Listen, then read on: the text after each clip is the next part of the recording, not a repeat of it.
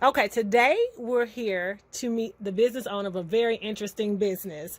Tell us about yourself. My name is Monique Maloy Pigg. I am originally from Southfield, Michigan, which is a suburb of Detroit.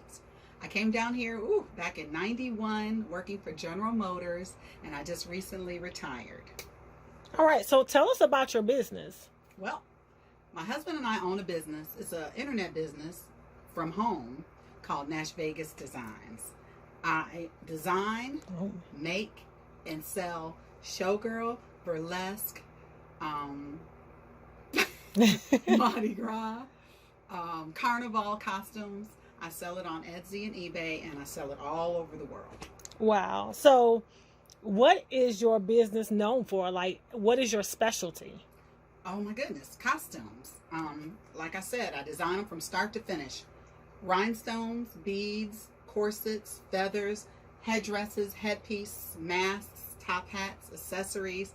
I make it all for the stage, for concerts, for parades, for people that just want to celebrate life. It's really beautiful. If you've watched television, you've probably seen my work, and it's pretty neat. So you said we watched television, we've seen your work. How Yeah. so? Oh my gosh, my designs and my costumes have been featured on all types of television shows. I don't know if I can say it, but even Las Vegas. Okay. I've sold them to Vegas performers. So if you've gone to Vegas and see the ladies showing their stuff, they've probably worn some of my costumes. I've sold costumes for the Universal Circus. So if you've seen their wonderful, spectacular performances, they don my costumes as well. Oh man, that's amazing. I know, I'm so proud. So how did you get into this? Well, let me show you. It just started as a fluke. It's really crazy. 10 years ago, before I got married, my husband and I went to a Halloween party. It was my first Halloween party, and I wanted to go as a showgirl. That was the thing back then, you know. Yeah. Showgirl, it came out in the movie, then I really liked it.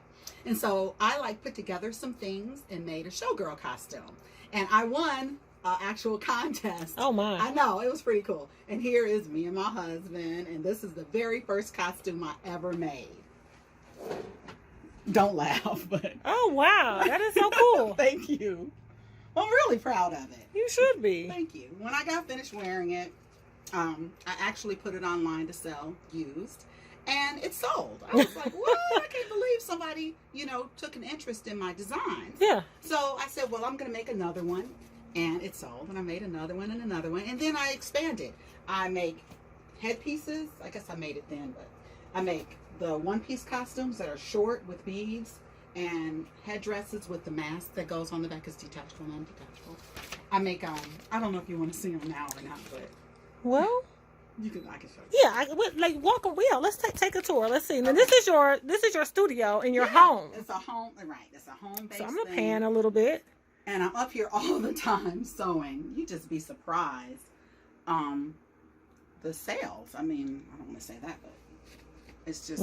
And it looks, Well, you've got everything you need. yeah, This is amazing. Sorry, it's tidy, but this is where the magic happens. Yeah, this is your work And this is just space. a few of the examples of some of the Wow. things So I made. that looks like a perfect Mardi Gras. Yeah, this is like one of my many Mardi Gras designs. It's a short corset dress with feathers celebrating the purple, yellow, and green. Matching headdress. I make them also in multicolors. That's a one piece. Okay. Here is what I consider a Las Vegas style carnival costume. Okay. Samba carnival, which is getting ready to go on real soon in the Caribbean and throughout. Headdresses, I make them from small to big to super big. Wow, that is huge. Really, I make them bigger than that. Wow. With the two-piece and the feathers, long or short, and the beads and the rhinestones. It's really beautiful. This costume, it's more of an elaborate type headdress, but it's multicolored. Took a lot more time to do. Wow. With the Lots of details. lots of detail. And this costume is actually for sale, and it comes with the accessories as well. Nice. And then here's some that I've already made. You see some of my feathers, some of my other things, my two pieces with the little matching fluffy headdresses. I make all different colors. This was a popular design for Halloween. It's a peacock design with the black feathers. Oh, and the wow. corset. Look at the back. Corsets are so adjustable because they can be drawn in to really cinch the waist and let out to be comfortable. And then the large headdress with the peacock feathers. Nice. Thank you. And then this, again, with the two pieces, because Carnival is such a big thing and it'll be here real soon. And just a simple headdress. You know, they come with or without. And then short feathers. Valentine Day in red. Oh. With the like flapper style Art Deco little headpiece. Goes around the head with elastic. Rhinestones, feathers. It can be made in short feathers, long feathers, or even over the top, which feathers are huge and so forth. That's just a few examples of some of the things that I made. Absolutely. So, how long have you been in business? I'm going to say 9.5 years. Like I said, it started with that first costume. Wow, you're almost at 10 years. I know, with the Halloween party. And it's really expanded. It started off with one thing, maybe making one costume a month, to now making and selling, 10, 12 a day in some cases. That is crazy. It's a retirement unlike I ever planned.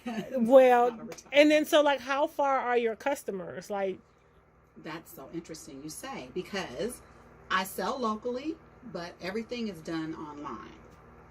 But I've sold to Germany, Switzerland, wow, the Netherlands, France, Italy, Austria, everywhere, international. You'd be surprised. Burlesque is really big in other countries, and I supply all kinds of groups, theaters, travel groups, movies, everything. That is really amazing. So let me ask you, what is your greatest strength that helped you get started and or succeed in business? My greatest strength. Oh, I have an eye for detail. Well, Detail. It's almost to the point where I'm meticulous. Things have to be right. I am a stickler for perfection. So I have to almost stop myself, because I'll like be creating something and then I'll continue to do it and continue to do it, almost where I not overwork it, but I just want everything to be just perfect, because I want it to like shine, and everything is a representation of me, and I want it to be right. Absolutely. Yeah. That sounds like a good business ethic. Yeah. So do you have a resource like a publication, TV show, or groups that help inspire you in business? Now it's funny you said that, because I started making my own costume for that Halloween night from watching Project Runway. Oh, wow. I don't even know if it's still on, but it was 10 years ago? Yeah. I love that show. I'm not much into, what is it called? Reality TV. But I loved how people would like have something in their mind and then they put it out and they did it all the way to completion. And I just was so inspired by that. I watched every episode back in the day, and it really got me started. Okay, so what has been your biggest challenge as a Black person in business?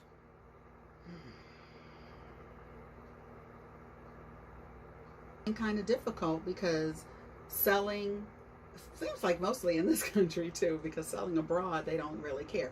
But if they find out that you are a Black businesses, I don't know if they think that we are less or what, but I just don't get the customers that I would. And I don't do anything about hiding my race. I think that that's just wrong. I am who I am, and I'm very, very, very proud of it. But I've had items that I've worn, like my costume, and I've advertised it online, instead of having a mannequin, and I won't get any sales. So you'll model it as a Black woman. Exactly. And you don't get any sales. So what have you ever tried to put that same item out with like on a mannequin? Yes. So it'll get attention there? Absolutely. Wow. Or even I've had white people wear my costume, the same exact costume that I've worn, that I took a picture to advertise in, and it'll sell. But if I put my brown face on it, it won't. Wow. Well, that's really sad. It's unfortunate. Yeah. It's unfortunate. Especially because beauty is beauty. your race doesn't, you're talented no matter what your race would be, but they're missing out on some really nice pieces because of whatever their reasons are. Oh, well, that is a challenge. It's my reality. But that's your truth. Thank you for sharing that. I'm sorry to say it, but it's definitely true. I don't even know how to put it in words. And it's unfortunate, and it hurts a little bit. Yeah. But I just go on and do my thing. Hey, absolutely. Well, I'm glad you've succeeded in spite of some people's negative opinions maybe about people of color or Black people. Mm-hmm. So let me ask you this. What advice would you give someone looking to start a business? Let me think. What advice? I would say, don't be afraid to do it. You have to almost step out on faith. Always have a backup plan. But you have to try things. I mean, if I just sat at work, like I said, I'm retired from GM. And as you know, we were always raised Detroiters. We always seem to have a side hustle. That's what we call it, a side hustle. It's not necessarily a hustle, but it's just do something extra. Mm-hmm. Made good money at GM, but I always need a little something more. I may want to go get my hair done or get this and that or travel or do something. And that paycheck just wasn't going to cut it. Yeah. So instead of going out maybe having a second job, working hard for the man, I want to do something for myself. So I just had a side hustle. So my advice is try something. Try it. If you like it, 9 times out of 10, somebody else out there is going to like it as well. So just, try. Maybe have something that's a sure thing, but I don't even know what's a sure thing nowadays. I don't think anything is. Well, that's really good advice. So you're saying take a chance on yourself. Exactly. And go ahead and try it, because you don't know where you end up. You may be 10 years down the line like you going, I can't believe it. I can't believe it. Something starts off something small, and then 10 years later, you're like, whoa, I'm supposed to be retired, sitting on the sofa. Now I'm more busy than I was when I was working. Wow. So, yeah, you never know. So is there anything else you would like for people to know? Oh, you left it open. Yeah, like anything. Just I appreciate you starting this group and bringing awareness to our community here in the borough. It's really nice, and I appreciate you showcasing my costumes, because I really love it. I put a lot of work into it, and it kind of doesn't feel like work because I enjoy it so much. Oh, that's a good place to be. It's so true, and I'm really thankful for my husband, because he's been so supportive. This isn't his jizz though. This isn't his thing, but he helps me box up things, and I appreciate that. But yeah, I'm really happy, and I really appreciate you bringing this to the forefront. Well, last question. How can people find your business? Okay, it's really easy. The name of my business is NashVegas Designs, and you can find me on Etsy. All right. Well, I'd like to thank you for allowing me in your home to view your wonderful costumes. Yay. And I'm sure we'll all be excited to see and learn more about your business in the future. Thank you. Pan right quick. Masquerade parties. Here we go. Yay. Mardi Gras, Carnival. Beautiful. All Thank beautiful you. Designs. All right, Black Murfreesboro, that's it. You heard it right from Monique Maloy with NashVegas Designs. This is Black History in the Making. Thank y'all.